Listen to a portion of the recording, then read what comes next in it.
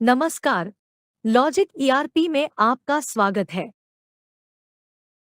इस वीडियो में हम सेल टैक्स रजिस्टर रिपोर्ट को कॉन्फ़िगर करना सीखेंगे। सबसे पहले मेन मेनू पर जाएं और रिपोर्ट क्वेरीज को एक्सपेंड करें। फिर सेल रजिस्टर को एक्सपेंड करें और सेल टैक्स रजिस्टर पर क्लिक करें। यह रिपोर्ट सेल वैल्यू और सेल टैक्स वैल्यू प्रदान करेगी, जिसका उपयोग जीएसटी रिटर्न से डेटा को टैली करने के लिए किया जा सकता है। कॉन्फ़िगरेशन पर क्लिक करें और रिपोर्ट का नाम दर्ज करें। हम बाद में प्रिंट ऑप्शंस पर चर्चा करेंगे। इससे पहले सीधे अदर रिपोर्ट ऑप्शंस पर चलते हैं।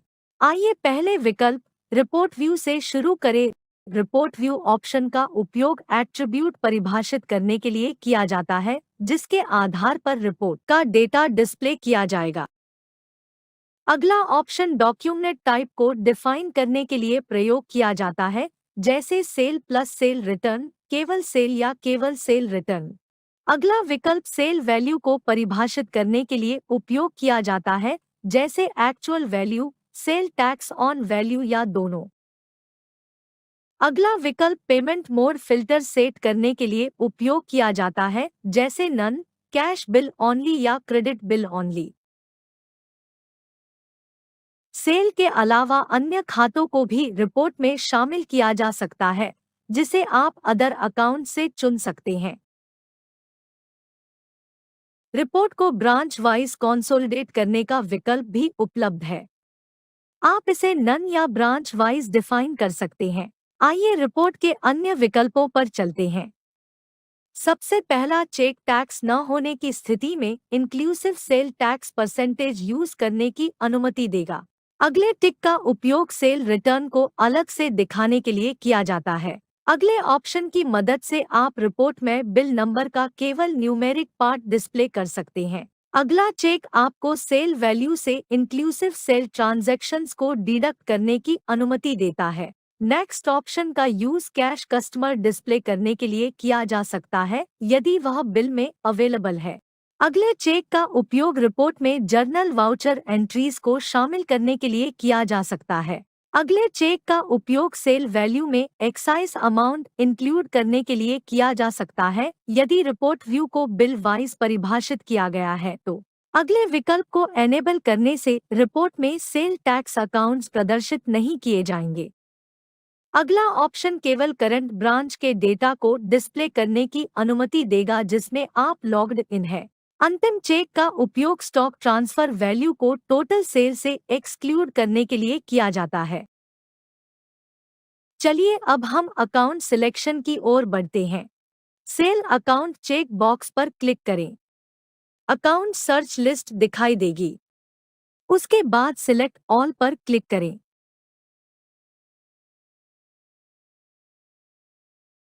इसी तरह सेल टैक्स अकाउंट्स को भी सिलेक्ट करें।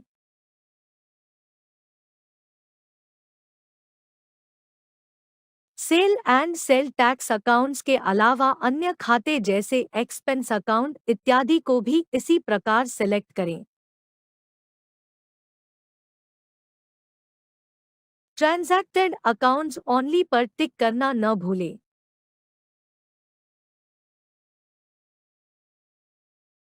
रिपोर्ट कॉन्फ़िगरेशन के अंतिम भाग में हमारे पास कुछ यूजर कॉलम है।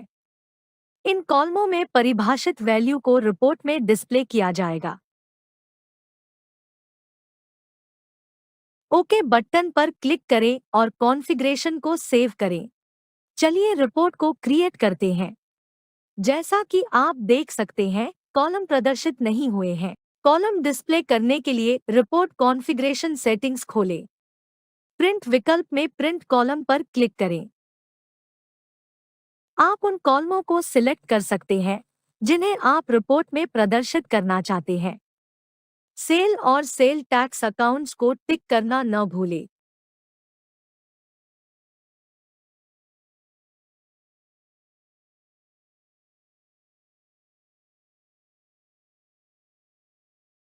किए गए चेंजेस को सेव करें और रिपोर्ट फिर से बनाएं।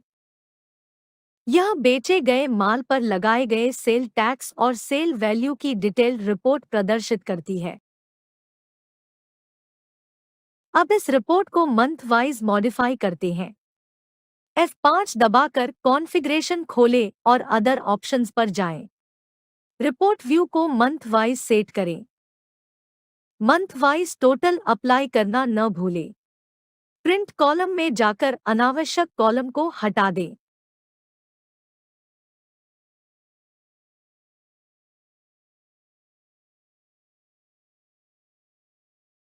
किए गए चेंजेस को सेव करें और रिपोर्ट को दोबारा बनाएं। अब आप देख सकते हैं कि रिपोर्ट डेटा महीनों के अनुसार कंसोलिडेट किया गया है। आइए एक और उदाहरण देखें। एक बार फिर से कॉन्फ़िगरेशन विंडो खोलें और इस बार रिपोर्ट व्यू को पार्टी वाइज कंसोलिडेटेड में डिफाइन करें। पार्टी वाइज टोटल अप्लाई करें और प्रिंट कॉलम में पार्टी का नाम ऐड करें। साथ ही अनावश्यक कॉलम हटा दें। किए गए चेंजेस को सेव करें और रिपोर्ट को दोबारा बनाएं। किए गए परिवर्तन से आप देख सकते हैं रिपोर्ट पार्टी वाइज कंसोलिडेटेड प्रदर्शित हो रही है। आइए कुछ और रिपोर्ट ऑप्शंस पर एक नज़र डालें। सेटअप कॉलम एट्रीब्यूट की मदद से आप कॉलम ऐड या रिमूव कर सकते हैं।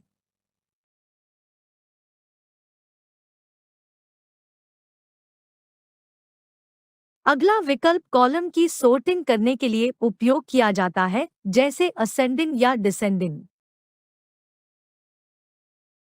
उसके बाद हमारे पास रिसाइज कॉलम का विकल्प है, जो कॉलम की चौड़ाई को कम या ज्यादा करने में मदद करता है। आगे हमारे पास कॉपी टू क्लिपबोर्ड विकल्प है, जिसकी मदद से आप कॉपी किए गए डेटा को किसी भी एप्लीकेशन में पेस्ट कर सकते हैं। अगला विकल्प रिपोर्ट को एक्सेल फाइल में एक्सपोर्ट करने के लिए उपलब्ध है।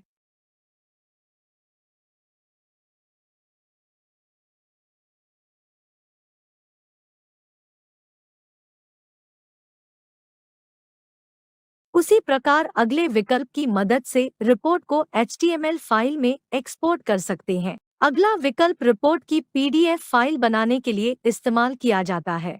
हमारे पास टेक्स्ट फाइल में रिपोर्ट एक्सपोर्ट करने का विकल्प भी उपलब्ध है। अगले विकल्प का उपयोग रिपोर्ट कॉलम में किसी भी कैरेक्टर या वैल्यू को खोजने के लिए किया जाता है।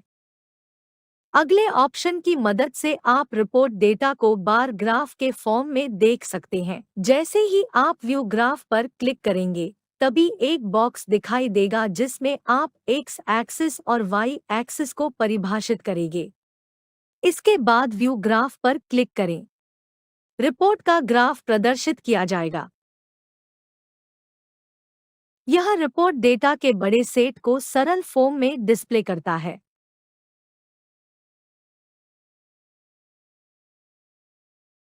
अंत में हमारे पास रिपोर्ट का प्रीव्यू और प्रिंट करने का ऑप्शन अवेलेबल है। आइए रिपोर्ट प्रिंटिंग की ओर बढ़ते हैं। रिपोर्ट को प्रीव्यू या प्रिंट करने के लिए प्रिंट रिपोर्ट पर क्लिक करें और फिर प्रिंट RTF मोड पर क्लिक करें। प्रिंटिंग सेटिंग्स करने के लिए हमारे पास कुछ विकल्प मौजूद हैं। फॉन्ट ऑप्शन की मदद से फॉन्ट टाइप और फॉन्ट साइज चेंज कर सकते हैं। प्रिंटर पेज सेटिंग्स की मदद से आप printer, page size, page margin और पेज ओरिएंटेशन सेटअप कर सकते हैं।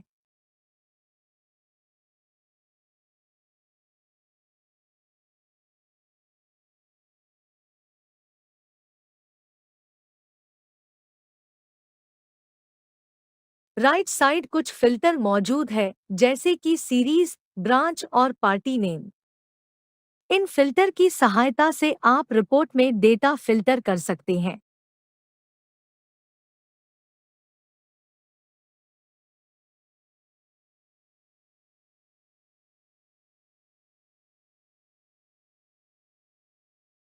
रिपोर्ट की कॉपी बनाने के लिए कॉन्फ़िगरेशन के ठीक राइट साइड मौजूद कॉपी ऑप्शन पर क्लिक करें।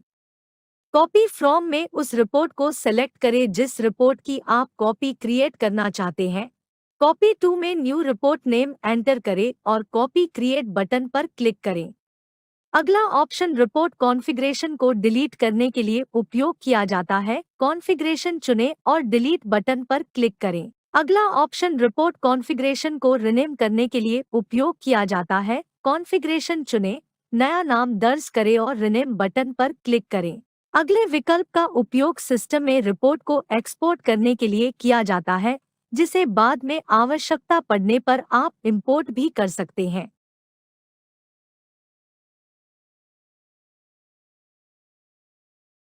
आखिर में हमारे पास फाइल इंपोर्ट करने का ऑप्शन है।